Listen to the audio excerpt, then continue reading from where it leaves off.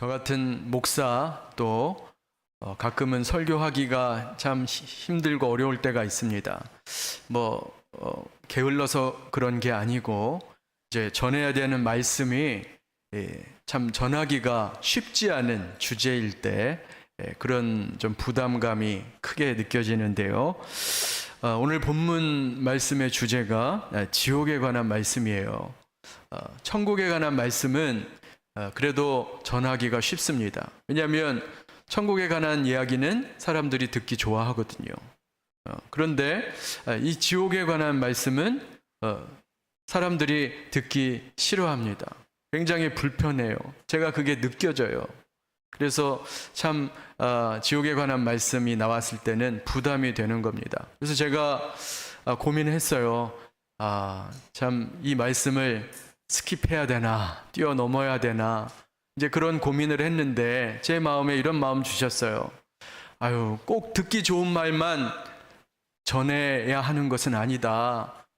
불편하고 때로는 듣기 힘들어도 꼭 들어야 하는 말씀이면 전해야 한다. 이런 마음을 주셔서 제가 마음을 고쳐먹고 오늘 이 말씀 참 쉽지 않은 말씀이지만 여러분께 함께 말씀을 나누고자 합니다. 오늘 지옥이란 무엇인가 라는 제목으로 말씀 나눌 때 성령께서 여러분에게 믿음을 주시고 은혜 주시기를 간절히 소망합니다. 제가 이제 지옥에 대한 말씀을 준비하면서 이제 교리책과 조직신학 책과 또 여러 가지 자료들을 보고 또 다른 신학자들과 목회자들이 지옥에 대해서 어떻게 가르치는가 이런 것들을 좀 살펴보았어요. 그런데 제가 깜짝 놀랐어요. 꽤나 유명한 신학자, 목사들이 이 지옥의 실제성을 인정하지 않는 것을 보고 제가 사실 많이 놀랐습니다. 유튜브에서 아주 유명한 그 연대 신학부 교수가 있는데 많은 젊은이들이 그분의 이제 동영상들을 봐요. 그런데 이제 그분의 지옥에 대한 이야기가 있더라고요. 그래서 이제 봤는데 굉장히 어려운 말, 지적인 말과 또 때로는 시적인 표현도 써가면서 지옥에 대해서 설명하는데 너무 복잡하게 어렵게 말을 하더라고요. 그래서 저같이 좀 단순 무식한 사람은 잘 이해하기가 좀 어려웠어요. 근데 제가 이제 잘 들어봤어요. 잘 들어봤는데 결론은 그거예요. 성경에 나오는 지옥은 비유적인 표현이다. 이건 실제가 아니다. 그리고 지옥이 있는가 없는가 그게 중요한 게 아니고 그건 중요한 게 아니다. 그것의 어떤 교훈, 이 교훈만 취하면 된다. 이제 이런 식의 가르침을 하는 거예요. 아주 교묘하게 지옥의 실제성을 부정하는 그런 내용을 제가 봤습니다. 왜 이런 주장을 하게 되는가? 사실 그 사람뿐만 아니라 많은 사람들이 거기에 이제 동조를 해요. 왜 이런 주장을 하게 되는가? 이게 살펴보면 다 이제 이런 질문에서 생각에서 출발하는 거예요. 사랑의 하나님이 어떻게 지옥 형벌을 인간에게 줄 수 있는가? 그럴 수 없다는 거예요. 하나님 사랑이시라면서 어떻게 지옥 형벌을 주시는가? 그럴 수 없다. 그러니 성경에 나오는 이 지옥 이야기는 그냥 비유적인 표현일 뿐이다 하고 이제 지옥의 실제성을 부정하는 겁니다. 그래서 또 사실은 교회 안에 어떤 분들은 그래요. 그래서 영혼 멸절설이라는 걸 얘기를 해요. 사람이 죽으면 신자는 천국에 가지만 불신자는 그 영혼이 사라진다, 없어져 버린다. 그래서 영혼 멸절설을 주장하기도 하는데 여러분 우리 합시는 저희 교회는 그것을 인정하지 않습니다. 왜 이런 류의 생각들이 왜 나오는가? 사실은 이 세상의 풍조와 조류의 영향이 커요. 오늘날 이 시대를 포스트 모더니즘이라 시대라 이렇게 불러요. 포스트 모더니즘. 그런데 이 포스트 모더니즘의 가장 핵심이 뭐냐면 이거예요. 내가 좋아하는 것, 내가 원하는 것이 진리라 이렇게 생각하는 거예요. 반대로 말하면 내 마음에 안 들면 그건 진리가 아니라는 거예요. 그래서 진리의 기준이 다른 어떤 절대적인 가치나 여기에 있는 것이 아니라 진리의 기준이 다 나에게 있는 겁니다. 개인에게 진리의 기준을 두고 있는 게 바로 포스트 모더니즘의 특징이에요. 그래서 하나님의 말씀이 진리의 기준이 아니라 내 마음, 내 감정, 내 마음에 들면 진리고 내 마음에 안 들면 진리가 아니라는 것, 이것이 오늘날 세상의 풍조와 사조라는 것입니다. 여러분 생각해 보세요. 나는 지옥이 싫다. 나는 그 지옥이라는 게 싫다. 그렇다고 해서 그러면 지옥이 존재하지 않는가? 사람들이 싫어한다고 지옥을 부인할 수 있는가? 그렇지 않다는 거예요. 그러니까 내 감정과 내 기분에 그 진리의 문제를 판단하고 결정을 하려고 하는 이 시대의 어리석은 사람들의 모습을 보는 거죠. 우리는 무엇으로 진리를 결정해야 되는가? 변하지 않는 객관적인 하나님의 말씀, 하나님의 말씀을 통해 지옥이 정말 지옥에 대해서 뭐라고 하시는가? 이게 중요한 겁니다. 여러분, 그래서 하나님의 말씀, 성경은 이 지옥에 대해서 뭐라고 하는가? 오늘 말씀을 통해서 살펴보려고 하는데요. 성경은 한마디로 이거예요. 지옥은 분명히 실제한다는 거예요. 분명히 지옥은 실제한다. 예수님이 복음서에 천국 이야기도 하셨지만 지옥 이야기도 여러 번 하셨어요. 그래서 오늘 그 말씀을 통해 지옥이 어떤 곳인가 함께 살펴보고자 합니다. 오늘 우리가 읽은 말씀이 그 중에 하나인데 우리 한번 교독하겠습니다. 다시 한번 중요한 말씀이니까 교독할게요. 만일 내 손이 너를 범죄하게 하거든 찍어버리라. 장애인으로 영생에 들어가는 것이 두 손을 가지고 지옥 곧 꺼지지 않는 불에 들어가는 것보다 나으니라. 만일 내 발이 너를 범죄하게 하거든 찍어버리라. 다리 저는 자로 영생에 들어가는 것이 두 발을 가지고 지옥에 던져지는 것보다 나으니라. 만일 내 눈이 너를 범죄하게 하거든 빼버리라. 한 눈으로 하나님의 나라에 들어가는 것이 두 눈을 가지고 지옥에 던져지는 것보다 나으니라. 거기에서는 구더기도 죽지 않고 불도 꺼지지 아니하느니라. 지난 목요일 우리가 이제 목요 전도를 하잖아요. 저희 아내하고 우리 이혜영 집사님하고 이제 같이 전도지를 나누는데 어떤 분에게 차를 권하면서 이렇게 권했대요. 예수님 믿고 천국 가세요. 그랬더니 그분이 이렇게 대답을 했다는 겁니다. 그동안 평생 동안 그냥 예수 안 믿고 살았는데 이제서 또 믿으라고. 그냥 이렇게 살다가 지옥 가지 그렇게 대답을 했다는 거예요. 저희 아내가 가슴이 철렁해서 말씀이라도 그렇게 하지 마세요. 꼭 예수 믿고 천국 가세요. 이렇게 이제 마무리를 했다고 해요. 여러분, 세상에 그렇게 생각하는 사람들이 많대요. 그까짓 거 지옥 가지 기독교에서 말하는. 근데 여러분, 여기에 혹시 그런 생각을 하실 분 계시지 모르겠지만 오늘 말씀을 잘 들어보세요. 정말 지옥이 그까짓 가지 라고 할 수 있는 그런 곳인가? 오늘 말씀을 한번 잘 들어보시기 바랍니다. 예수님이 지금 뭐라고 말씀하셨어요? 손이 만약에 천국 가는데 방해가 된다면 손을 끊어버리라. 아주 무시무시한 말씀이죠. 발이 범죄하면 차라리 발을 끊고 지옥 가는 것보다 천국 가는 것이 낫다. 눈 가지고 지옥 가느니 눈 없이 천국 가는 것이 훨씬 낫다. 지금 예수님이 굉장히 자극적이고 굉장히 심한 메시지를 우리에게 주고 계시잖아요. 도대체 예수님이 이게 무슨 말씀을 하시려고 하시는 건가? 한마디로 뭐예요? 절대 지옥 가서는 안 된다. 이걸 말씀하시는 거예요. 절대로 지옥 가지 마라. 그러니까 그것을 우리 각인시켜 주려고 굉장히 자극적인 메시지를 지금 하고 계시는 겁니다. 왜 이토록 강조해서 우리에게 지옥에 관한 말씀을 하시는가?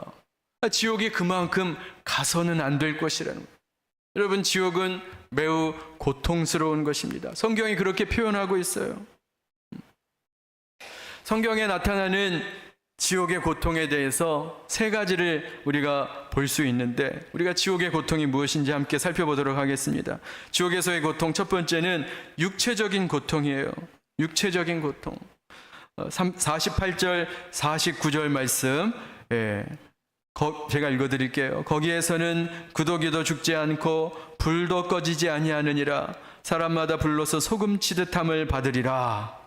이거는 이제 개정판인데 표준 세번역으로 보면 좀 더 명확해요. 우리 표준 세번역 같이 한번 읽도록 하겠습니다. 자, 시작. 지옥에서는 그들을 파먹는 구더기들도 죽지 않고 불도 꺼지지 않는다. 모든 사람이 다 소금에 절이듯 불에 절여질 것이다. 지옥에 대한 묘사예요. 지옥은 어떤 것이냐? 구더기들이 살을 파먹는데 그 구더기들이 죽지도 않는 곳이다. 이렇게 묘사하고 있어요. 구더기 하면 제가 생각나는 사건이 있어요. 제가 어렸을 때 성북동에 살았는데, 이제 옛날에는 거의 다 주택이었잖아요. 주택의 특징이 뭐냐면 화장실이 집 안에 있지 않고 밖에 있어요. 그런 거를 두 글자로 뭐라 그래요? 변소라 그러죠. 변소 아세요? 변소? 변소라는 말을 쓰시는 분은 올드 제네레이션이에요. 요즘 애들은 변소라는 말을 몰라요. 근데 변소가 있었어요. 그런데 어느 날 제가 한 7살, 8살쯤 됐을 때 실수로 그 변소에 빠졌어요. 그런데 너무 다행인 것은 며칠 전에 똥차가 다 퍼갔어요. 똥차가 다 퍼가서 그래도 큰일은 안 당했는데, 근데 어쨌거나 미끄러져 갖고 그 속에 빠졌는데, 그 속이 지옥이더라고요. 그래서 그 느낌, 제가 옛날 일들을 잘 기억을 못해요. 저는 옛날 일들을 잘 기억 못하는데 그 일이 얼마나 충격적이었는지 지금도 생생하게 그 광경과 느낌이 지금도 기억이 나요. 그래서 제가 보는 그 광경, 그리고 거기에 있는 그 하얀 구더기들, 제 발과 다리에 느껴지는 그 촉감들, 그게 지금도 너무 생생한 거예요. 네. 식사하시는데 방해가 될 것 같은데. 그런 곳이라는 겁니다. 지옥이 어떤 곳이냐? 그런 곳이라는 거예요. 또 지옥이 어떤 곳이냐? 불로 소금 치는 곳이다. 여러분 경험이 있으실 텐데, 여름날 비 많이 오면 지렁이들이 엄청나게 기어 나오죠. 저는 또 어렸을 때 개구장이어서 그런 지렁이들 보면 꼭 가서 이렇게 소금을 한번 뿌려봐요. 그럼 어떻게 돼요? 막 난리가 나죠. 그러니까 그게 사실은 그 지렁이 입장에서는 굉장히 고통스러운 거예요. 그 자극적인 소금이 그 약하고 얇은 피부에 닿으니 굉장히 화끈거리고 뜨겁지 않겠습니까? 지옥이 마치 그와 같다는 거예요. 누가복음 16장 23절 24절에 보면 부자와 나사로 이야기가 나와요. 제가 읽어드릴게요. 그가 음부에서 고통 중에 눈을 들어 멀리 아브라함과 그의 품에 있는 나사로를 보고 불러 이르되, 아버지 아브라함이여, 나를 긍휼히 여기사 나사로를 보내어 그 손가락 끝에 물을 찍어 내 혀를 서늘하게 하소서. 내가 이 불꽃 가운데에서 괴로워하나이다. 부자와 거지 나사로가 있었는데, 나사로는 부자의 상에서 떨어지는 부스러기를 먹고 살았어요. 그런데 나사로는 죽어서 천국에 가고 부자는 죽어서 지옥에 갔습니다. 오해하지는 마세요. 부자는 지옥 간다, 이런 뜻은 아니에요. 지옥과 천국의 결정은 믿음입니다. 자, 그래서 지옥에서 부자가 눈을 들어 천국을 보는데 거기에 아브라함의 품에 안겨있는 나사로를 본 거예요.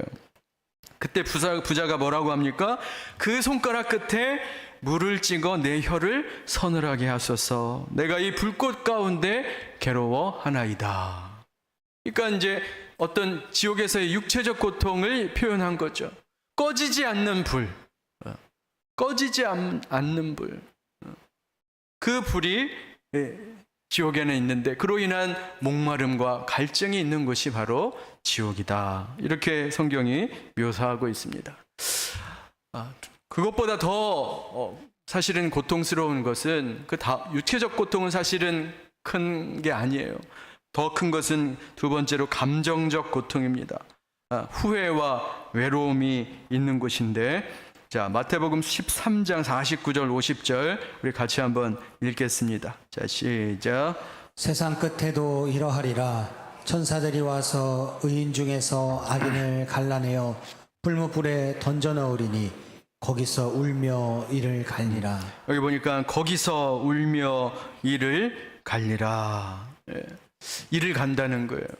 이제 간혹 잘 때 보면 잘 때 이를 가는 분들이 있어요. 제가 이렇게 어디 뭐 수련회나 이렇게 같이 잘 수 있는 기회가 있으면 간혹 이를 가는 분이 계시더라고요. 그 소리를 들으면 소름이 끼쳐요. 소름이 돋아요. 근데 여기서 이를 간다는 게 뭘 말할까요? 왜 이를 갑니까? 내 몸이 후회라는 그 극심한 후회라는 감정을 내 몸이 표현하는 거예요. 후회의 감정이 이를 가는 행동으로 나타난다. 여러분, 우리가 일상생활에서 결정과 선택을 할 때 후회하는 경우가 있죠. 내가 왜 그랬을까?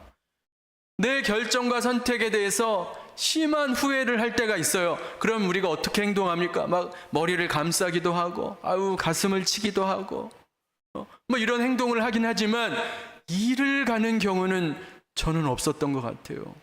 그런데 지옥에서는 그 후회가 얼마나 막심한지 그 엄청난 후회 때문에 이를 갈게 된다. 이렇게 표현하고 있는 것입니다.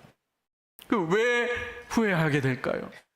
하나님이 우리에게 주시는 그 값없이 주시는 그 구원의 은혜를 내가 거절했기 때문에, 내가 그것을 거절했기 때문에 오는 극심한 후회가 있는 것이 바로 지옥이다.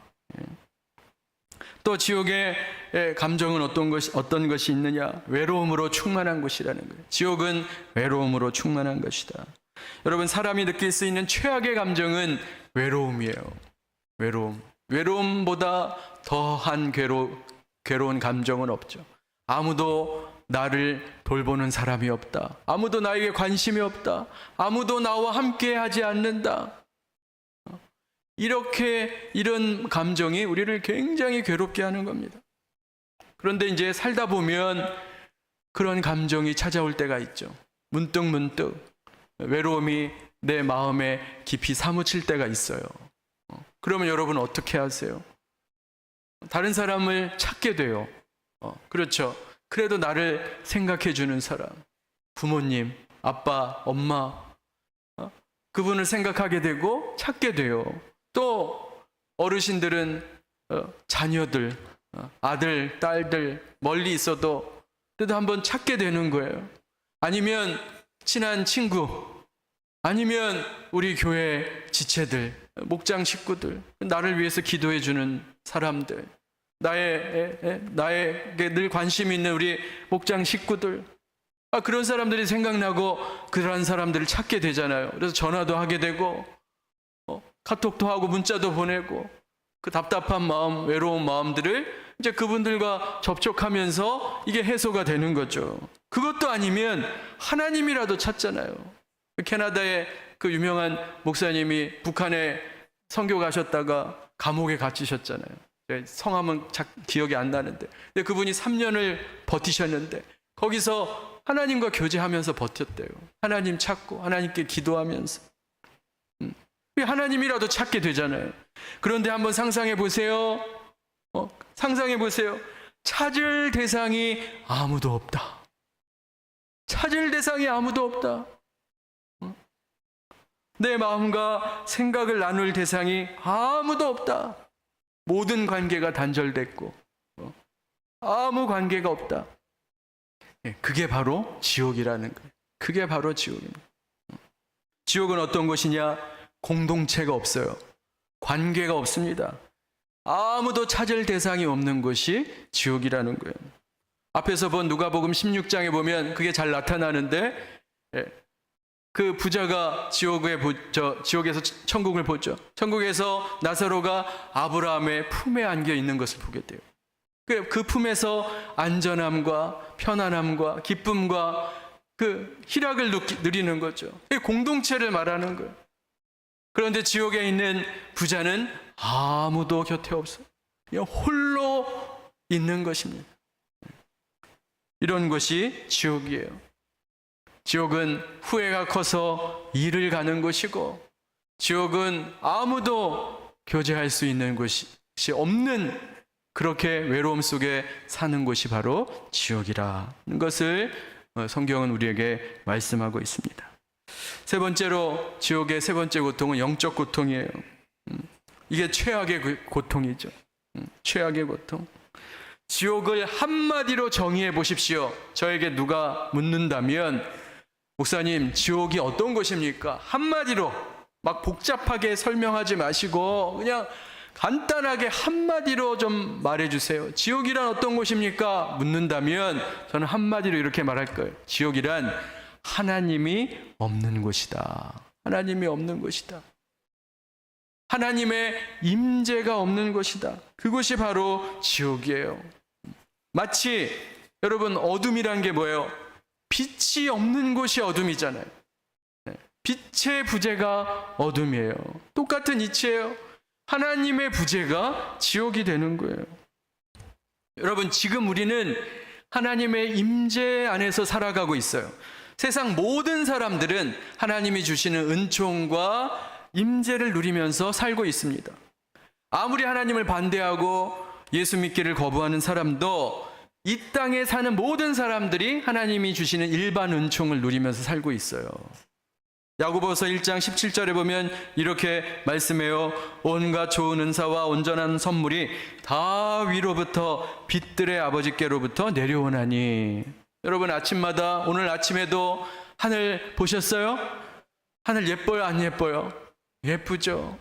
가을 하늘이 얼마나 예쁜지 몰라요. 이제 또 팔도강산 아름답게 단풍과 이런 아름다운 모습들로 수놓아질 텐데, 이런 아름다운 산과 바다, 이 모든 곳에 하나님의 은총이 담겨 있는 거예요.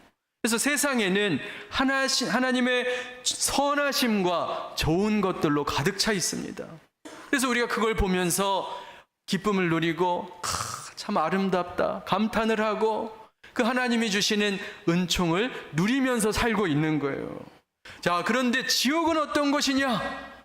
그런 하나님의 임재, 하나님의 은총, 이것이 없는 곳이 바로 지옥이다. 그래서 하나님의 빛이 없어요. 하나님의 생명이 없습니다. 그렇기 때문에 거기엔 온갖 더러운 것과 악한 것들이 모이게 되는 거예요. 다시 말씀드리지만 지옥이란 어떤 곳이냐? 하나님이 없는 곳이 지옥입니다. 자, 그럼 여기서 중요한 질문이 생겨요.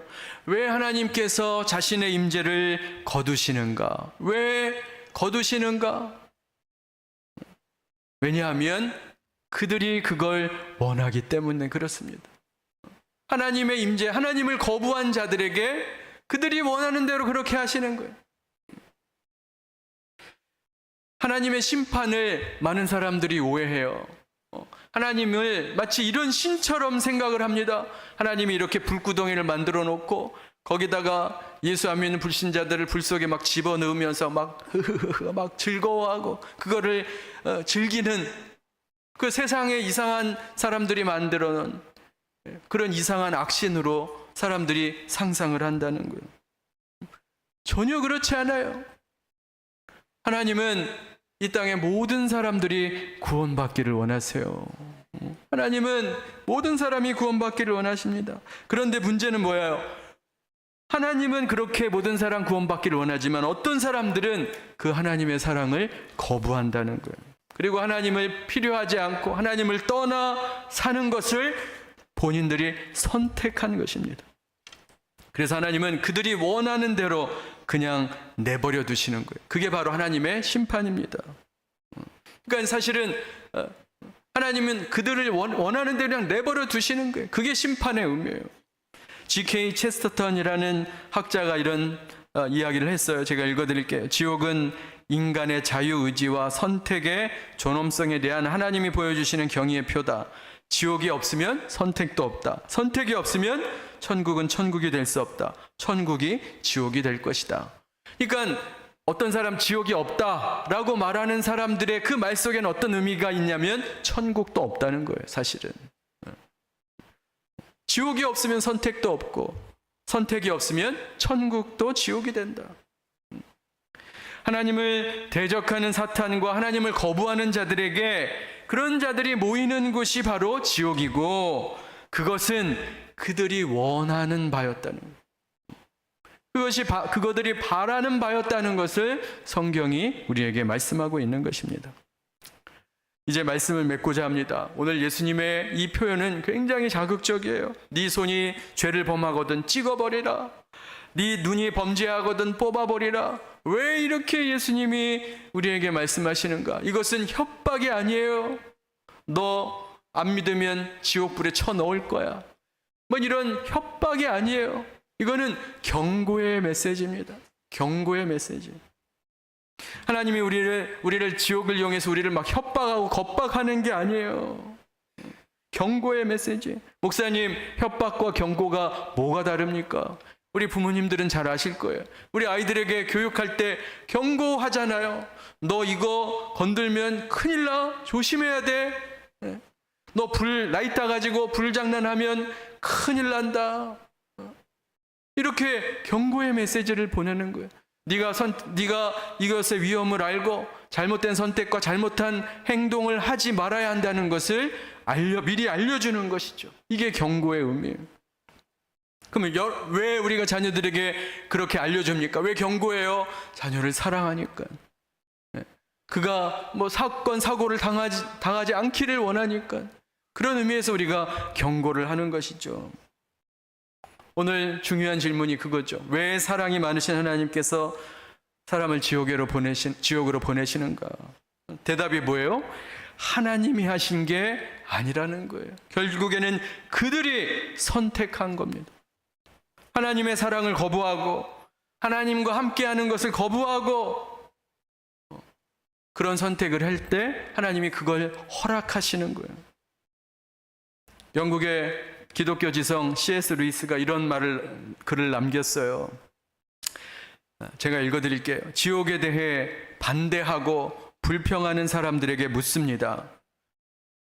그럼 하나님께서 당신을 위해 뭘 해주시길 바랍니까? 어떻게 해서든 과거의 모든 죄를 없애버리고 새로운 삶을 살 수 있도록 해주시길 원하십니까? 하나님은 이미 그렇게 하셨습니다. 아니면 용서해 주시길 바랍니까? 하나님은 이미 그렇게 하셨습니다. 하지만 지옥에 반대하는 당신들은 새로운 삶을 살려고도 하지 않고 용서를 구하지도 않았습니다. 그 마지막으로 그럼 당신들을 내버려 두시길 바랍니까? 네. 이게 바로 지옥이라는 거예요. 하나님께서 네 뜻대로 하라고 말해 주시는 자들이 있는 곳이 바로 지옥이다. 이렇게 C.S. 루이스가 기독교 20세기 최고의 기독교 지성이라고 하는 C.S. 루이스가 이렇게 설명을 했어요. 여러분, 이 말씀을 통해 여러분 하나님의 마음을 깨달으시기 바라요. 하나님은 지금도 모든 사람이 구원받기를 원하세요. 성경의 곳곳에 그 내용이 기록되어 있어요. 두 구절만 찾겠습니다. 우리 디모데전서 2장 4절 말씀 같이 읽습니다. 자, 시작. 하나님은 모든 사람이 구원을 받으며 진리를 아는 데 이르기를 원하시느니라. 베드로서 3장 9절입니다. 시작. 오직 주께서는 너희를 대하여 오래 참으사 아무도 멸망하지 아니하고 다 회개하기에 이르기를 원하시느니라. 하나님은 세상 모든 사람들이 회개하고 돌아와 구원받기를 원하시는 분이세요. 우리가 그것을 분명히 알아야 됩니다. 그러니까 여러분 만약에 생각해 보세요. 여러분 자녀가 성경에 나오는 탕자처럼 연을 다 끊고 관계 다 끊고 부모를 만나려고도 하지 않고 부모의 도움도 필요로 하지 않고 모든 것을 거부하고 부모와는 이제 연을 끊고 사는 그런 자녀가 있다. 그럼 여러분 부모로서 어떻게 하시겠어요? 만남을 거부하는데 만나기를 거부하는데 여러분 어떻게 하시겠어요? 그러면 가만히 있으시겠습니까? 어떻게 하겠어요? 누군가를 보내야죠. 나를 만나기 싫어하면 누군가를 보내야죠. 그 자식의 친구든지 아니면 뭐 모르는 사람이라도 메신저를 돈을 사서라도 사람을 고용해서 그 자식에게 보내야죠. 그리고 내 마음을 전하는 거죠. 너는 나를 거부하고 나와 인연을 끊고 살지만 나는 아직도 너를 기다리고 있다. 나는 아직도 여전히 너를 사랑한다. 아들아, 딸아, 돌아오기를 내가 기다린다. 이렇게 아버지의 마음을 전하지 않겠습니까? 아니면 편지를 쓰겠죠. 쉬운 방법. 손편지를 써서 나의 마음과 그 심정을 자식에게 전하고자 할 것입니다. 마찬가지예요. 하나님이 이미 우리에게 그렇게 하신 거예요. 하나님께서 애타는 심정으로 우리에게 그 하나님의 마음을 전하신 거예요. 수많은 선지자들과 수많은 복음 전도자들을 통해서 우리를 구원하시고자 하는 그 하나님 아버지의 애틋한 마음과 그 심정을 우리에게 알려주신 거예요. 그리고 성경 66권 이 말씀을 통해 우리를 향한 하나님의 사랑과 그 마음을 이미 기록된 말씀으로 우리에게 보여주신 것입니다. 그리고 무엇보다도 가장 중요한 것은 뭐예요? 하나밖에 없는 아들, 독생자 예수 그리스도의 생명을 우리를 위해서 아낌없이 주신 것입니다. 네. 여러분, 그런데 하나님이 뭘 더 하셔야겠어요? 우리는 자꾸 뭘 더 이야기를 하는데 하나님은 이미 우리에게 이렇게 많은 일들을 행하셨다는 거예요. 우리 마지막으로 이사야 53장 5절 말씀 읽고 마치도록 하겠습니다. 이사야 53장 5절 읽습니다. 시작. 그가 찔림은 우리의 허물 때문이요 그가 상함은 우리의 죄악 때문이라. 그가 징계를 받음으로 우리는 평화를 누리고 그가 채찍에 맞음으로 우리는 나음을 받았도다. 하나님의 우리를 향한 하나님의 마음, 우리를 구원하시기 위한 이 하나님의 사랑을 여러분 꼭 기억하시고 예수 그리스도를 믿고 천국에 가시는 구원의 그 선물, 값없이 주시는 그 하나님의 구원의 선물, 그 은혜의 선물을 다 받으시기를 주님의 이름으로 축원합니다. 예수님의 그 간절한 호소, 그 간절한 호소를 마음판에 새기시고 우리만 또 그것을 누리는 것이 아니라 내 주변에 정말로 예수를 알지 못하고 복음을 알지 못하는 자들에게 그들에게 이 놀라운 소식, 복음의 소식을 전하는 저와 여러분의 삶이 되시기를 주님의 이름으로 축원합니다. 기도하겠습니다. 하나님 아버지, 하나님의 임재가 없는 곳이 지옥임을 다시 한번 깨닫습니다. 아버지, 주여, 우리가 말씀을 통해 그것의 비참함과 그것의 고통을 귀로 듣고 눈으로 보았사오니 아버지, 우리로 하여금 이 복음의 진리를 우리만 누리지 않고 다른 사람에게도 전할 수 있는 그런 저희 모두가 되게 하여 주옵소서. 하나님, 우리의 이 땅의 모든 영혼들을 한 영혼이라도 더 구원하시기 원하시는 아버지의 마음을 깨달아 알게 하시고 주여, 내가 받은 그 은혜에 감사하며 또 다른 사람에게 그 은혜를 전할 수 있는 저희들 모두가 되게 하여 주옵소서. 예수님의 이름으로 기도하옵나이다. 아멘.